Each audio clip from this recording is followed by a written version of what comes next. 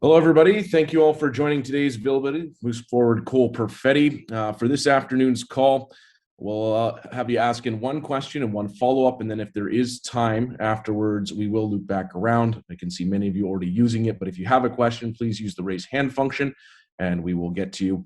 And if you need to be sent a copy of this availability, please let me know in the chat or send me an email afterwards, and we'll get it over to you.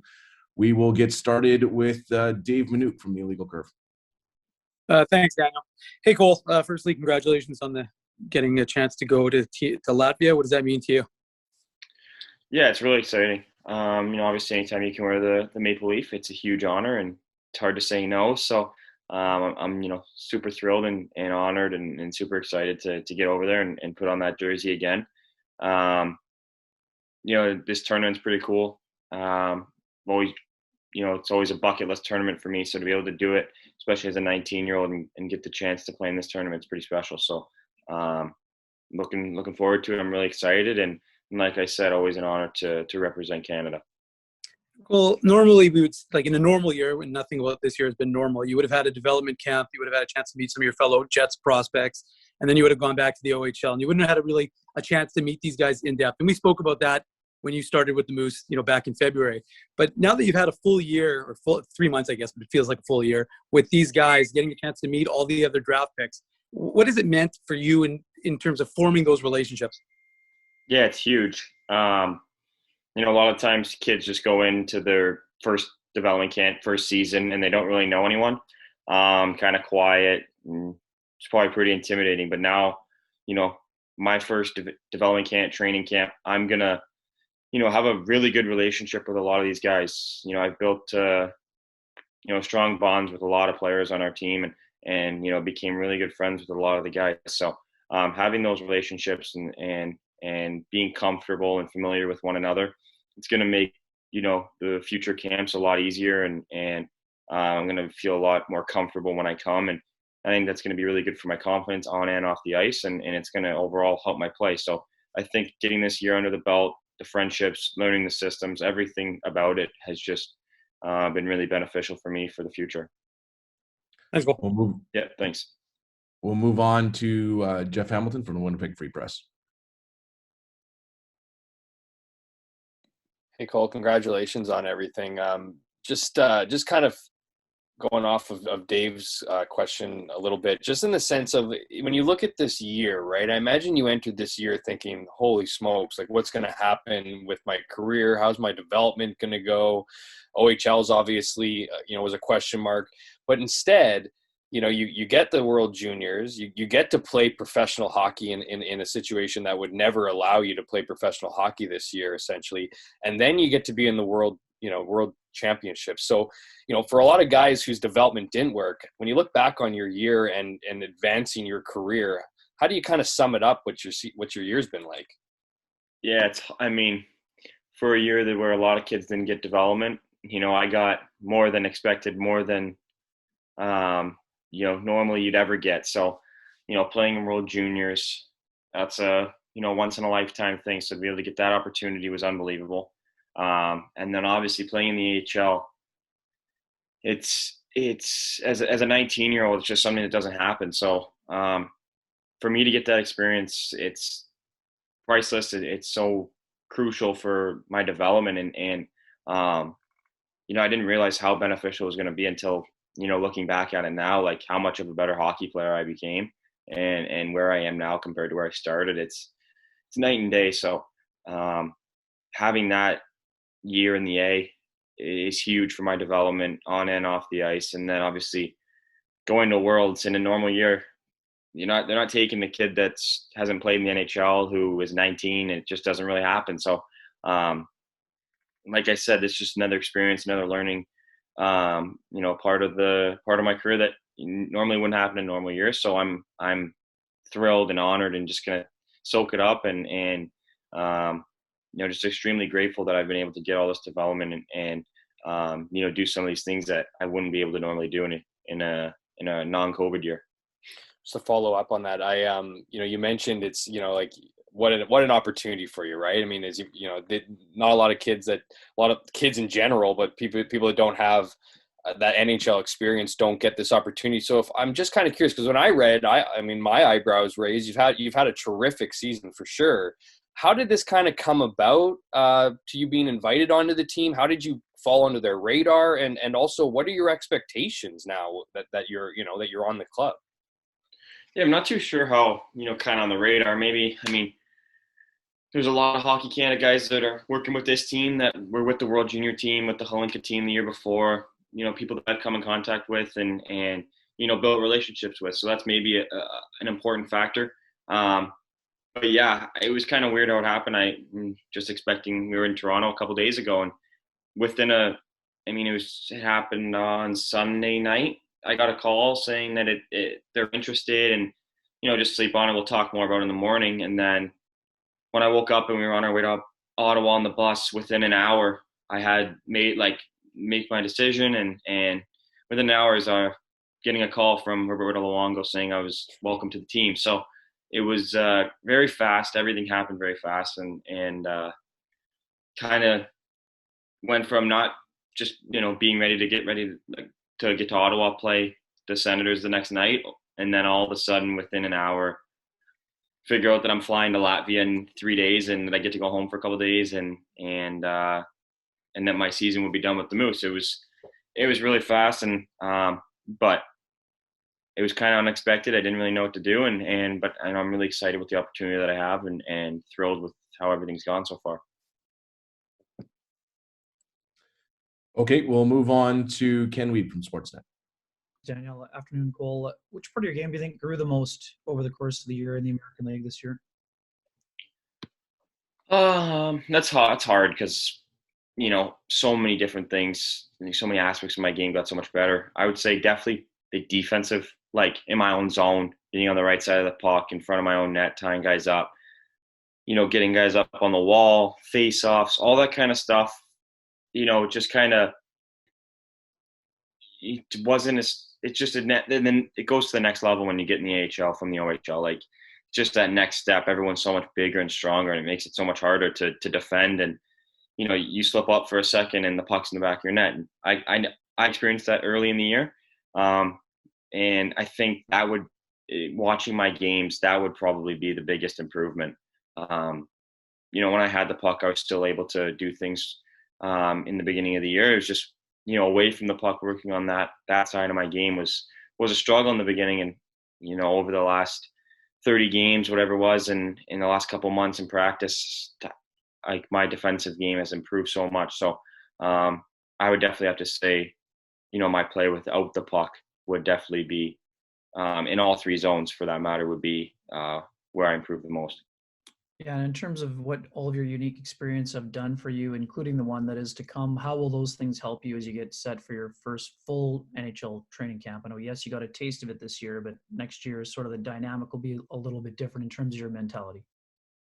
Yeah, I think it'll be, all the experience I've had so far, World Juniors, playing in the A, and then obviously going to Worlds here in a couple of days. It's going to be huge for me, for my confidence, getting exposure to high-end talent, and just being able to play against NHL guys, play against men, and continue to, just play for Team Canada at the Worlds. It's crazy to think about, and to do that before I even have had my first NHL camp, it's crazy. So I think it's only going to be great for my confidence, for my development, for me as a player, me as a person.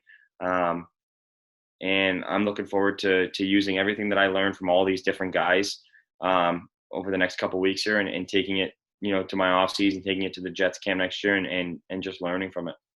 Thanks very much. Enjoy the experience. Yeah, thank you. We'll go next to Jacob Stoller from Inside AHL Hockey. Hey, Cole. I just wanted to know what you think led to an increased amount of production, even strength in the second half of your season. Did anything change in your approach, or what the coaching staff asked of you, or what went into that exactly? Yeah, obviously in the beginning half, 5-on-5 was a struggle, but I think the biggest thing was the adjustment period. Like, I knew I was going to take time to adjust to the pro level, to a man's game. It's not easy to score 5-on-5, and you can see that in the NHL as well. Like, all the guys that put up big points are on the power play. They get their points in the power play, and it's hard to score 5-on-5. So, and I experienced that early. It was a struggle. It was difficult. And around the 14-15 game mark, I don't know what it was. The flip just kind of switched, and pucks started to go in more, and we started to score more as a team. And then I was, starting to create a lot more chances, 5-on-5, whether it was setting my teammates up or going to the net or whatever it was. I was getting more opportunities, and I don't know what it was, but it was a struggle in the beginning. But in the second half, I definitely was creating a lot more. And then the puck started to go in, and my 5-on-5 game started to really, really increase, and that's when my game really took off in the second half of this year. Just to follow up to that, in the second half, you also had a couple instances where against Toronto, you were unleashing a shot and, shooting more in general, and also against Stockton, you were driving the net, different from the first half. Were there any conversations with the coaching staff or anyone about having more of a shooter's mentality, and did that kind of play into it a bit? Yeah, a little bit.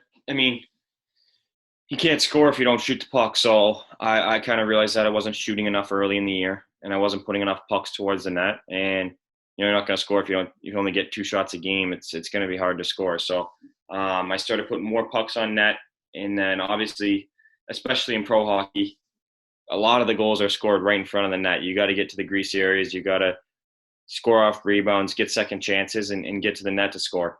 And I was kind of stubborn in the beginning of the year. Wanted to still score from the outside, kind of make some moves. But once I realized a couple games, 10, 15 games in, you have to get to the net. That's what I started to do, and the success started to come. I started getting bounces, and it's true. You score goals in front of the net, and you got to put pucks on net to score. So I think I just started doing those two things, and a lot of success started to come. Thanks, Cole. Enjoy Latvia. Yeah, thank you. We'll go next to Paul Friesen from the Winnipeg Sun.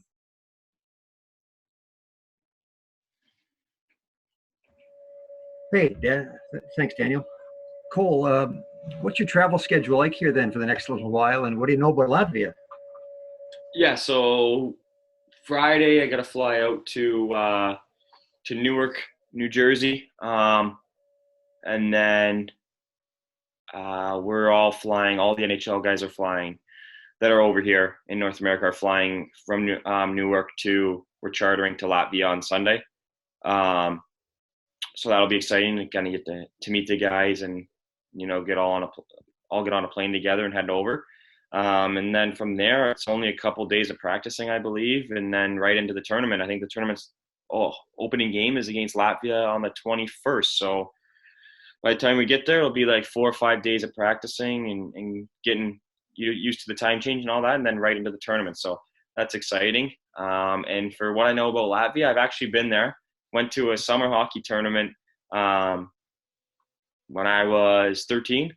So it's kind of cool to go back there and say I've already been to this place and been to Riga. So it's kind of cool. And I bet not a lot of guys on the team will be able to say they've been there already. So I'm looking forward to it, see what I can remember when I go back. And it's going to be a fun trip. And your expectations then, as far as how you can help this team?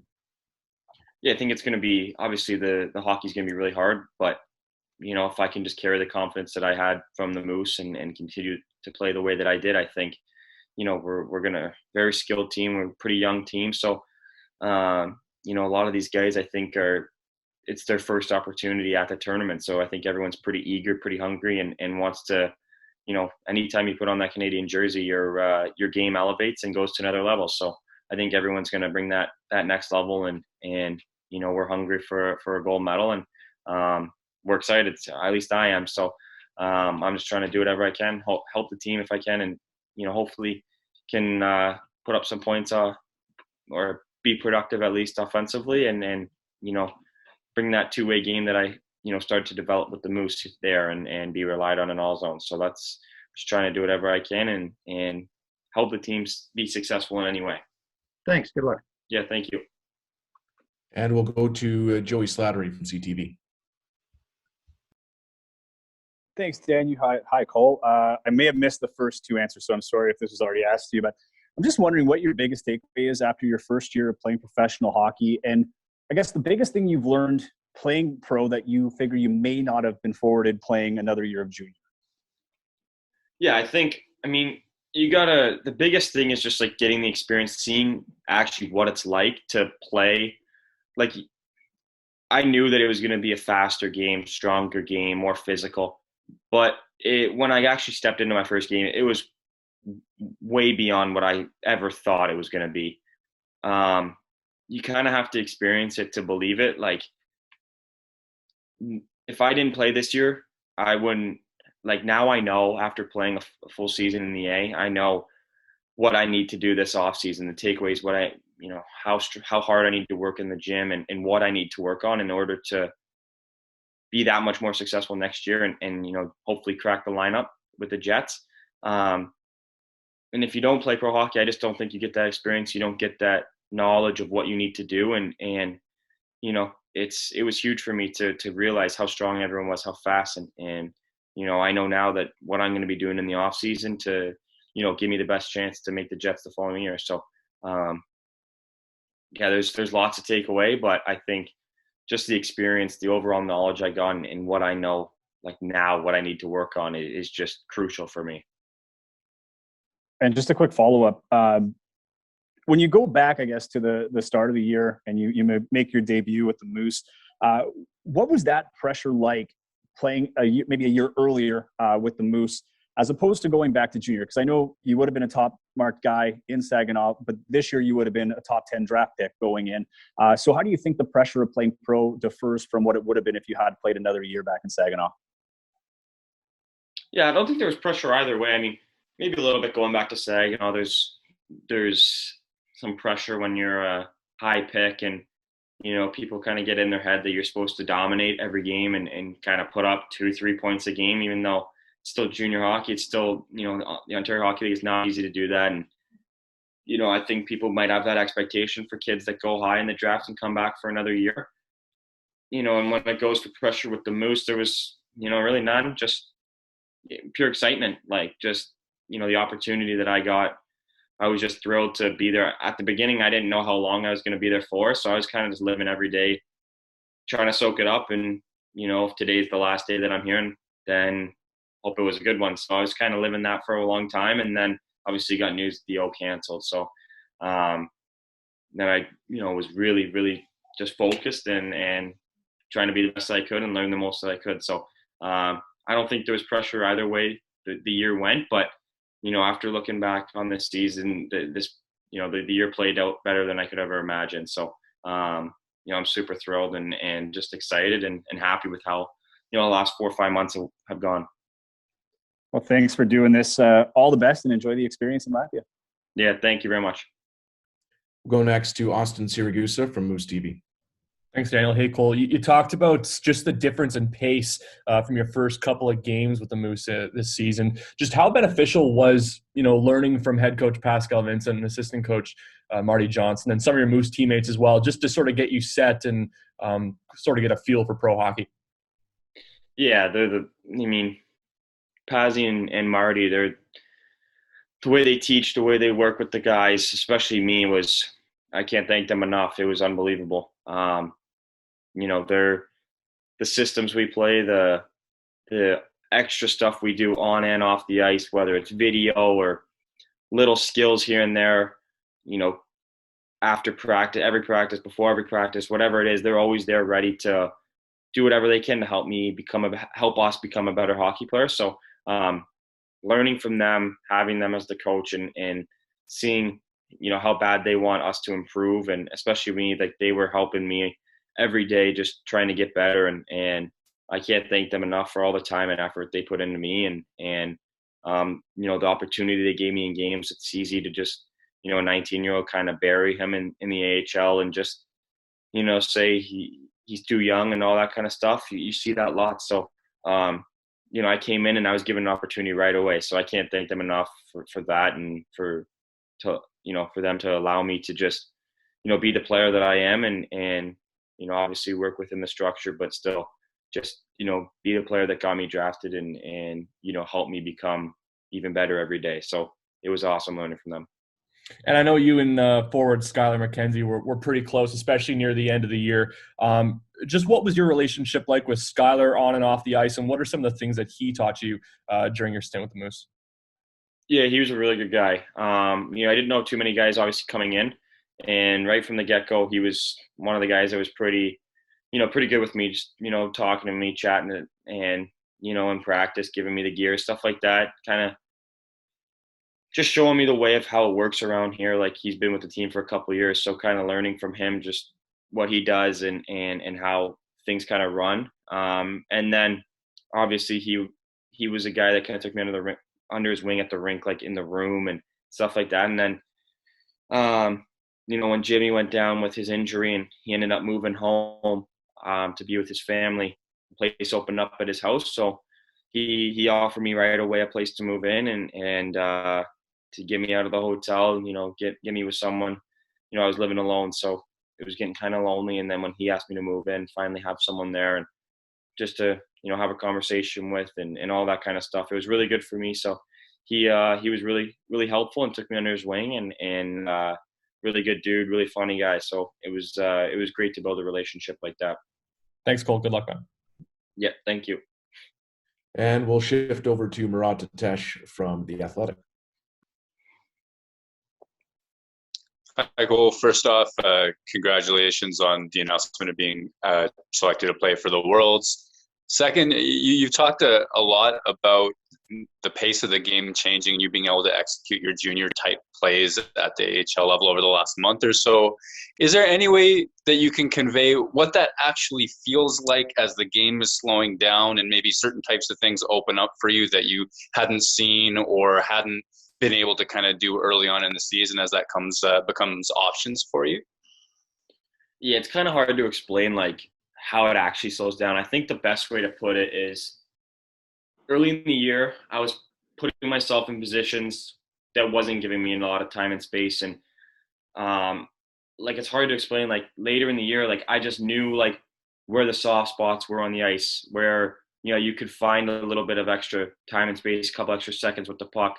And that just came with the experience of playing throughout the year, like just realizing like, hey, this is in this league, this is where you got to go to buy yourself a little extra time and you can make more plays here. And as time went on, as it progressed, I realized where those soft areas were and started going to them more. And by the end of the year, I really started utilizing them and figuring out where I could go and not get hit or where I could go and make a play. So that's what I started to do. And then that's when I started to be able to make a lot of plays, slow the game down and kind of open a lot of things up. And I think that just comes with experience and over time you're going to figure that out. It just took a little bit of time to get there.